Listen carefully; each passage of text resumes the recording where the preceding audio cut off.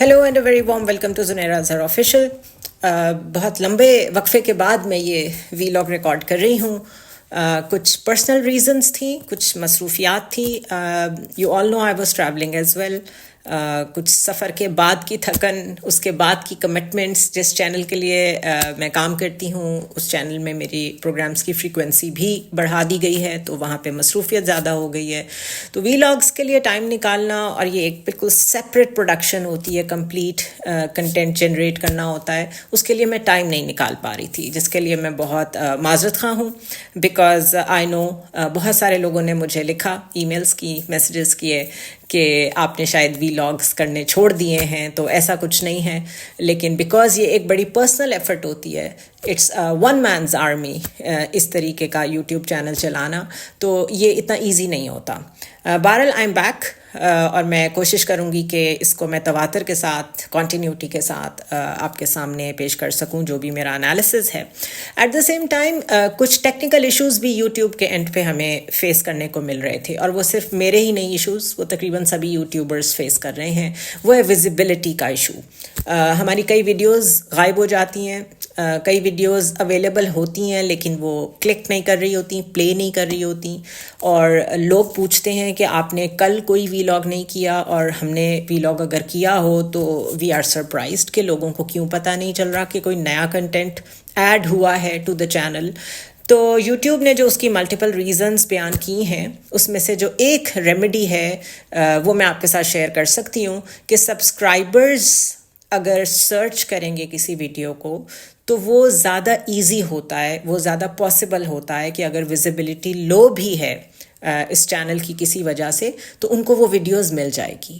لیکن if you are just a viewer, آپ نے سبسکرائب نہیں کیا ہوا اور آپ ویسے ہی کنٹینٹ ایکسپیکٹ کر رہے ہیں کہ آپ کی اسکرین پہ خود ہی شو ہو جائے گا, تو that is not gonna happen. Because جو سینسرشپ اس وقت ہم فیس کر رہے ہیں, اس کی بنیاد پہ میں نے کبھی بھی یہ نہیں کہا, میں نے کبھی یہ مناسب نہیں سمجھا کہنا کہ آپ میرے چینل کو سبسکرائب کریں اور بیل آئیکن کو پریس کریں. لیکن اب یہ ضروری ہے اگر آپ چاہتے ہیں کہ میرا کنٹینٹ آپ تک ریگولرلی پہنچے اور آپ کی ایکسیس میں ہو. ادروائز یوٹیوب کے مطابق یہ لوکل لیول پہ کئی یوٹیوبرز کے ساتھ ہو رہا ہے کہ ان کے چینلز اور ان کی ویڈیوز, کچھ ویڈیوز کئی دفعہ غائب ہو جاتی ہیں کچھ دنوں کے لیے, اور اس کے بعد پھر سے خود ہی کنٹینٹ لائن میں آ بھی جاتی ہیں. بہرحال یہ ٹیکنیکل ایشوز ہیں, اور whosoever wants to remain connected to my political analysis, اس کے لیے آئی ووڈ ایڈوائز کہ آپ سبسکرائب کر لیں تو بہتر ہوگا. بہت ساری ڈیولپمنٹس ہوئیں اس سارے ٹائم میں جس میں میں آپ کے ساتھ ان ٹچ نہیں تھی. پولیٹیکل ہیپننگز ان یو ایس, وہ آف کورس وہ میں وقتاً فوقتاً آپ کے ساتھ شیئر کروں گی. اس کے علاوہ پولیٹیکل ڈیولپمنٹس ان پاکستان, وہ تو روزانہ کی بنیاد پہ ہی چینج ہو رہی ہیں.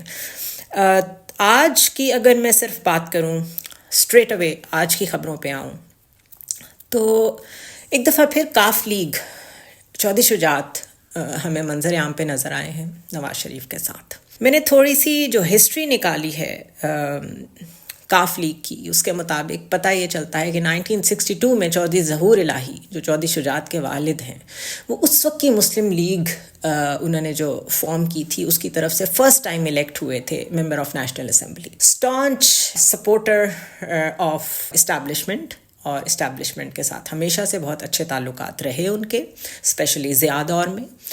اور اس کے علاوہ بھٹو کو بڑا ٹف ٹائم دیا انہوں نے, نواب آف کالا باغ کو انہوں نے بہت ٹف ٹائم دیا, اور کچھ لوگوں کے بقول اصولوں پہ کوئی سمجھوتا نہیں کرتے تھے, اور بالکل ایک لوور لیول سے نیشنل لیول پہ آ کے پولیٹیکل ایکٹر کے طور پہ پاکستان میں چینجز لانا. چودھری ظہور الہی کا نام ہمیشہ اس میں یاد رکھا جائے گا, بیکاز نارملی ایسا کوئی پولیٹیشین نظر نہیں آتا جو اس وقت کے جائنٹس کے ساتھ بہت ہی کنفرنٹیشن والی اپروچ رکھے جیسے نواب آف کالا باغ تھے, اور اس کے بعد پریویل بھی کرے. بہرحال وہ پریویل اس لیے بھی کر گئے کیونکہ ضیاء الحق کے ساتھ وہ ڈٹ کے کھڑے تھے اس وقت کی اسٹیبلشمنٹ کے ساتھ, اور جس قلم سے بھٹو صاحب کی پھانسی کا حکم لکھا گیا تھا جج صاحب کی طرف سے, انہوں نے وہ خرید لیا تھا, وہ ان کو نایاب لگتا تھا. تو ایک طرح سے تو یہ بڑی شرمناک ہسٹری ہے کہ ایک جوڈیشل مرڈر ہوا ہمارے ایک وزیر اعظم کا، اور چودھری ظہور الہی سمجھتے ہیں کہ جس قلم سے، جس پین سے وہ آرڈر لکھا گیا وہ اتنا سیکرڈ ہے کہ خرید لینے کے قابل تھا. But then this is the reality of our politics, because 1962 سے لے کے آج تک کاف لیگ کے لوگوں کا قبلہ تو نہیں بدلا. اور ہم صرف کاف لیگ سے ہی شکایت کیوں کریں؟ نون لیگ کا قبلہ بھی نہیں بدلا، پیپلز پارٹی کا بھی نہیں بدلا، اور پی ٹی آئی پہ تو ہم بہت بعد میں آئیں گے کیونکہ ان کی باری نہیں آئی ابھی. کہنا میں یہ چاہ رہی ہوں کہ تقریباً 1999 کا جو کو ہوا تھا اور اس کے بعد کاف لیگ وجود میں آئی تھی، تو 1999 کے بعد بہت دوریاں پیدا ہو گئی تھیں نون لیگ میں اور کاف لیگ میں. 2009 میں نواز شریف آخری دفعہ عیادت کرنے گئے تھے چودھری شجاعت کی والدہ کی، ان کے گھر پہ. وہ بیمار تھیں بہت زیادہ، قریب المرگ تھیں غالباً. اور اس کے بعد آج 15 سال کے بعد وہ ان کے پاس گئے ہیں سیٹ ایڈجسٹمنٹ کرنے، 2 سیٹوں کی صرف. سوالات بہت سارے کھڑے ہوتے ہیں. ایک تو یہ کہ آپ لوگ ایک دوسرے کے اسٹانچ رائیول ہوتے ہوئے جو ایک دوسرے پہ الزامات لگاتے ہیں. پیپلز پارٹی نے ان کو قاتل لیگ کہا، پرویز الہی نے کیو لیگ میں ہوتے ہوئے کہا تھا اگر ہمیں 100 دفعہ بھی پریزیڈنٹ مشرف کو وردی میں صدر بنانا پڑے گا ہم بنائیں گے. اسی طرح جو الزامات نون لیگ نے چودھریوں پہ لگائے وہ بھی سارے جانتے ہیں. لیکن جہاں اقتدار کا اور پاور کا مسئلہ کھڑا ہوتا ہے وہاں پہ یہ سیاستدان بھول جاتے ہیں یہ ماضی میں ایک دوسرے کو کیا کہتے رہے، اور جب انتقام پہ آتے ہیں تو ایک دوسرے کے گھروں تک، ایک دوسرے کی خواتین تک پہنچ جاتے ہیں، جس کو ہم سمجھتے تھے کہ شاید پاکستان میں یہ نو گو ایریا ہونا چاہیے، it's an Islamic republic. But unfortunately Benazir Bhutto ہوں، فاطمہ جناح ہوں، کوئی اور خاتون ہوں، ہمارے ملک میں خواتین کو ہمیشہ سے نشانہ بنایا جاتا ہے. اور اس کو میں تھوڑا سا ڈفرینٹ انٹرپریٹ یوں کرتی ہوں کہ ایک عام خاتون سے تو کسی کو کوئی تھریٹ نہیں ہوتی، لیکن اگر کوئی ایکٹیوسٹ خاتون ہو، کوئی سیاست پہ آنا چاہتی ہوں، کسی کا کسی سیاستدان سے تعلق ہو، تو وہ ایک بڑا ہارڈ ہٹنگ پوائنٹ سمجھا جاتا ہے یہ سارے سیاستدانوں کے لیے، آپس میں ایک دوسرے کے لیے، کیونکہ وہ سافٹ بیلی ہوتی ہے کسی کی عورت پہ اٹیک کرنا، اور بڑا ہی گرا ہوا معیار ہوتا ہے انسانیت کا جب آپ ویسا کرتے ہیں. لیکن اگر یہی سیاستدان یہ سب کچھ کرنے کے بعد مل کے بھی بیٹھ جاتے ہیں تو پھر اس پہ تو کوئی ہم بات ہی نہیں کر سکتے، کیونکہ یہ بتاتے ہیں دراصل ہمیں کہ ان کے لیے صرف اقتدار اور پاور امپورٹنٹ ہے. آج بھی یہی میسج کیا ہے. جو وفد گیا نواز شریف کی طرف سے اس نے بھی میڈیا ٹاک نہیں کی باہر نکل کے، خود چودھری شجاعت نے بھی کوئی میڈیا ٹاک نہیں کی. صرف 2 سیٹوں پہ سیٹ ایڈجسٹمنٹ ہوئی ہے. اب 2 سیٹیں دینا کیا نون لیگ کی مجبوری ہے، اور صرف 2 سیٹیں لینا کاف لیگ کے لیے کافی ہے؟ This says volumes about what is going on. کیا یہ پاور شیئرنگ فارمولا، کیا یہ انڈرسٹینڈنگ پری پول ریگنگ نہیں ہے؟ یہ ایک علیحدہ کوشچن ہے. نون لیگ نے کئی بیانیے بدلے، اور ایک بیانیہ یہ بھی تھا کہ لوٹوں کو ٹکٹ نہیں دیں گے. تو کیا آج لوٹوں کی ڈیفینیشن بدل گئی، یا آج وقت کا تقاضا تھا، نظریہ ضرورت تھا جو ہمیں ہر فیصلے میں نظر آتا ہے، ہر پولیٹیکل ایکٹ میں نظر آتا ہے؟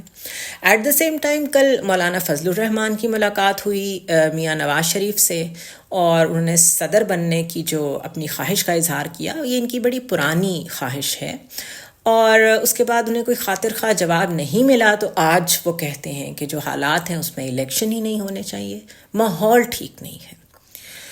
تو 1962 میں جب چودھری ظہور الہی نے اپنی سیاست شروع کی تھی، تب سے شروع کر لیں آج تک وہی چہرے، وہی سیاست، وہی اقتدار کے لیے ایک دوسرے کی کردار کشی، وہی سب کچھ دیکھنے کو مل رہا ہے. لوگوں کے لیے کچھ نہیں بدلا. اگر کچھ بدلا ہے تو وہ معیشت ہے، مزید زبوں حالی کا شکار ہو گئی ہے، مزید ڈکے میں چلی گئی ہے. سوشل فیبرک ہے، انہی سیاستدانوں نے اسے مزید تباہ کر دیا ہے. سوشل فیبرک میں لوگوں نے کوشش بھی کی ہوگی اگر کہ وہ کوئی معیار قائم رکھیں، تو ہمارے سامنے جو خبریں آتی ہیں اور ان کا جو امپیکٹ آتا ہے میڈیا سے، وہ یہی بتاتا ہے کہ لوگ جو مرضی سمجھیں، ہمارے سیاستدان سیکھنے کو اور سمجھنے کو تیار نہیں ہیں. اسی طرح جو ڈیموکریٹائزیشن آف اے نیشن ہوتی ہے، سلولی آپ اپنے آپ کو تھرڈ ورلڈ کنٹری ہیں اگر آپ اسپیشلی، تو آپ لرن کرتے ہیں ڈیموکریسی ہے کیا، یہ پریویل کیسے کرتی ہے.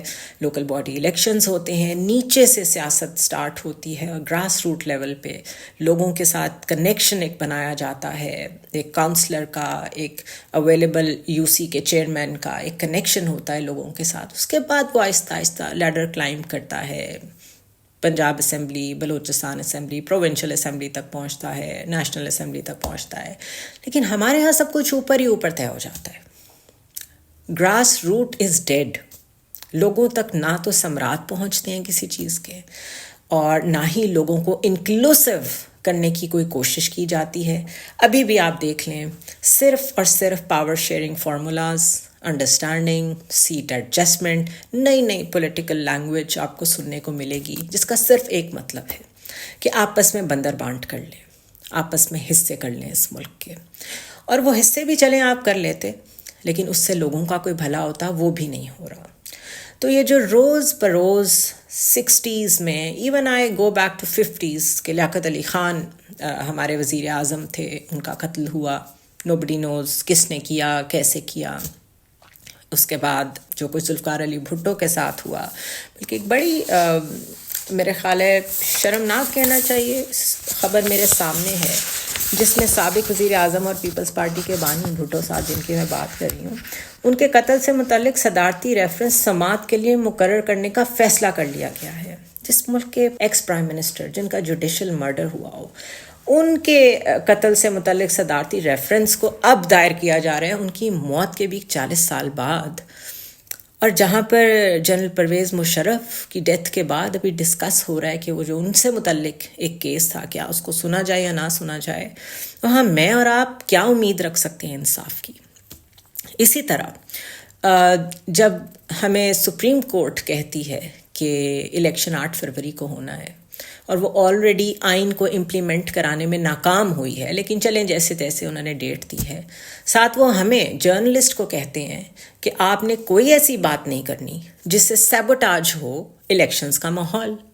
But at the same time جب مولانا فضل الرحمان، میاں نواز شریف، زرداری صاحب، بلاول صاحب، ان جیسی قدآور شخصیات روزانہ ٹی وی پہ آ کے کہتی ہیں کہ شاید اس وجہ سے الیکشن نہ ہو، اگر ایسا ہو گیا تو الیکشن نہیں ہوگا، اگر ویسا ہو گیا تو الیکشن نہیں ہوگا، اگر بلے کا نشان ہوا تو الیکشن نہیں ہوگا، کھل کے بات کرتے ہیں. کبھی لیول پلینگ فیلڈ کہتے ہیں، کبھی کوئی پولیٹیکل سلوگن کوائن کر لیتے ہیں اپنی مرضی کا.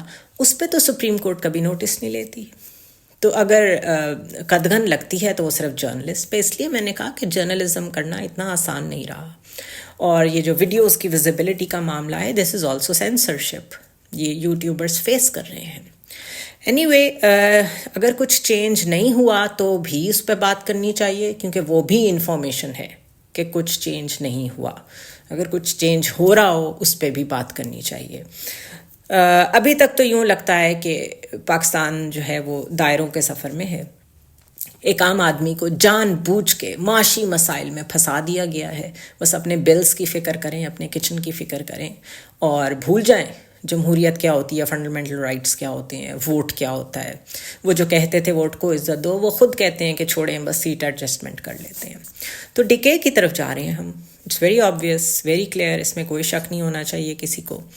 اور مولانا جیسے زیرک سیاستدان فضل الرحمان صاحب، جن کی اب تیسری نسل اس سیاست میں ہے، کہ والد صاحب بھی تھے، وہ خود بھی ہیں، وہ جب فرمائشیں کرتے ہیں کہ وہ صدر بننا چاہتے ہیں، تو وہ فرمائشیں اگر وہ عوام کے پاس آ کے کریں، اور وہ فرمائش اگر پوری ہو جائے انتخابات کی شکل میں، اور اس کے بعد وہ لوگوں کو ڈیلیور کریں، تو یہ ہے جمہوریت، اور یہ کام ہوتا ہے سیاستدانوں کا. لیکن وہ جو کہتے ہیں نا محلاتی سازشیں، وہ اگر ریالٹی میں نے ہوتی دیکھی ہیں تو وہ پاکستان میں ہوتی دیکھی ہیں. ڈیموکریسی کیا ہے، ڈیموکریسی کی بیسک ویلیوز کیا ہیں، یہ میں آپ سے ڈسکس کروں گی جب میں آپ سے اپنا وزٹ ٹو یو ایس میں جو ڈسکشنز ہوئیں، جو میں نے وٹنس کیا، یا اس کے علاوہ بھی جو ڈیموکریسی کے اوپر میری تھاٹ ہے. بہت سارے لوگ سمجھتے ہیں میں کیا کہہ رہی ہوں. اس کے اوپر جب ڈسکشن کریں گے تو پتہ چلے گا we are far from it, بہت دور ہیں ہم کہیں. اور جب تک مائنڈ سیٹ چینج نہیں ہوگا ہماری پولیٹیکل ایلیٹ کا، جو کہ اتھارٹیرین ہے بیسکلی، وہ پسند کرتے ہیں کہ لوگوں کو شن کریں، لوگوں کو سائڈ پہ کریں اور انہیں ان کے اوپر ایزرٹ کریں بس اپنی مرضی، تب تک کچھ چینج ہونے والا نہیں ہے. I'll see you tomorrow.